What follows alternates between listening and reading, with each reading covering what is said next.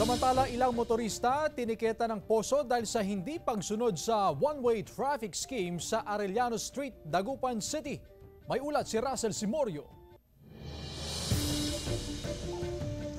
Kabi-kabila ng road signages ang Public Order and Safety Office para abisuhan ng mga motorista sa muling pagpapatupad ng one-way traffic scheme sa Arellano Street.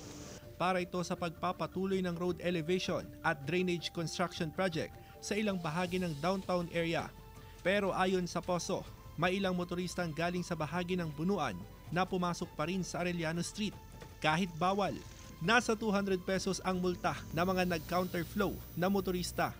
Kahit pinagsabi mo na sila, didiritso pa sila, sir. Kaya doon sa kabila, matitikitan sila.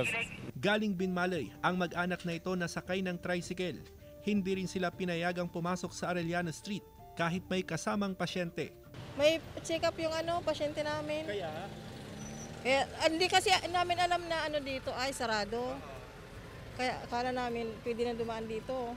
ilang commuter naman ang napilitang maglakad papasok ng Arellano Street mula sa Bunuan area. Kasi hindi ako pwedeng pumasok kasi maglalakad na lang na po ako. Okay lang yon, maglakad ka. Opo, okay lang po.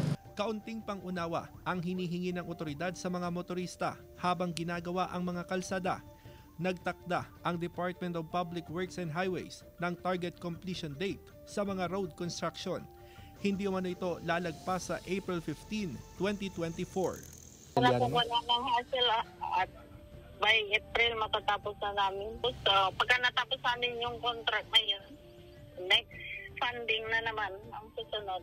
Kasama si Daryl Peralta, Russell Simorio, One North Central Luzon.